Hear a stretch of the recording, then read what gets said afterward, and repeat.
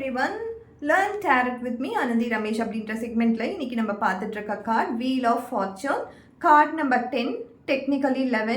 So 10 சொல்லும் பொழுது நம்மளுக்கு இதில் சூரியனோட ஆதிக்கமும் இருக்கும், அதே மாதிரி சந்திரனோட ஆதிக்கமும் இருக்கும். சந்திரன் சொல்லும் பொழுது ஒரு ராசி கட்டத்தில் சீக்கிரமாக பயணம் பண்ணுறவர் அவர் தான்.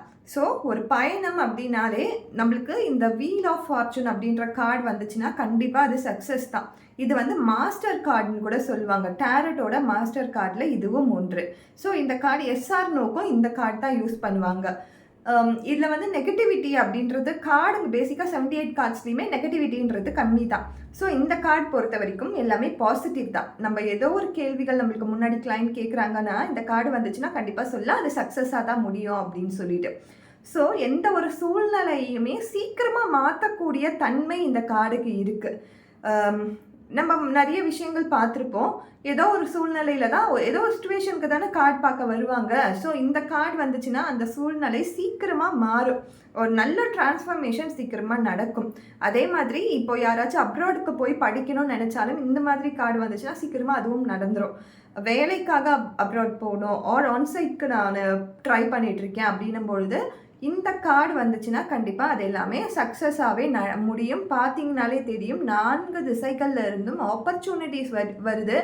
மோஸ்ட்லி இது பார்த்தீங்கன்னா ஒரு படிக்கிறதுக்கான ஒரு நல்ல ஆப்பர்ச்சுனிட்டி கொடுக்குற ஒரு கார்டு தான். ட்ராவல், படிப்பு, ஒரு பெரிய முன்னேற்றம், இது எல்லாமே இந்த கார்டு நம்மளுக்கு கொடுக்கும். அதனால தான் இதை வந்து மாஸ்டர் கார்டுன்னு சொல்கிறோம்.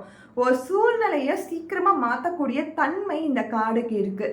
ஒரு அத்தாரைஸ்டான பர்சனாக இருக்கீங்க ஒரு இடத்துலன்ற போது உங்களுக்கு அடுத்த நிலைக்கு போகிறதுக்கான வாய்ப்புகளை கொடுக்கும். ஒரு பாசிட்டிவான சேஞ்சஸை கொடுக்கக்கூடிய கார்டு இது தான். அதனால தான் வீல் ஆஃப் ஃபார்ச்சூன் அப்படின்னு சொல்லி இந்த நேம் வந்திருக்கு. ஸோ இதில் வந்து ஒரு நல்ல முன்னேற்றங்கள் கண்டிப்பாக அமையறதுக்கான வாய்ப்புகளை இந்த கார்டு கொடுக்கும். இதில் நெகட்டிவாக சொல்லணுன்னா நெகட்டிவாக சொல்கிறதுக்கு இந்த கார்டில் வந்து அந்தளவுக்கு எதுவுமே கிடையாது.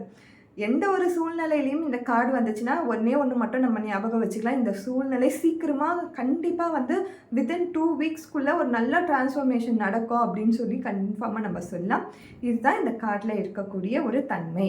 So learn tarot with me Anandhi ரமேஷ்னும் பொழுது நீங்கள் இந்த பர்டிகுலர் இதுவை ஃபாலோ பண்ணுறீங்கன்னா நீங்கள் ஜேர்னல் பண்ணுங்கள். கார்ட்ஸை காம்பினேஷன்ஸாக ஜேர்னல் பண்ணுங்கள். ஒரு கார்டுக்கும் இன்னொன்று கார்டுக்கும் கம்பைன் பண்ணி எழுதி பாருங்கள். எழுதுறது மட்டும்தான் ஒரு நல்ல ஒரு ப்ரெடிக்ஷனை கொடுக்குமே கண்டி. கார்டை மட்டும் வச்சு நம்ம பேசிகிட்டே இருந்தோம்னா எதுவுமே நடக்காது. நம்மளோட எஃபர்ட்டும் வேணும். ஸோ ஜேர்னல் பண்ணுங்கள். ஏதாவது டவுட் இருந்தால் கேளுங்க. Thank you so much.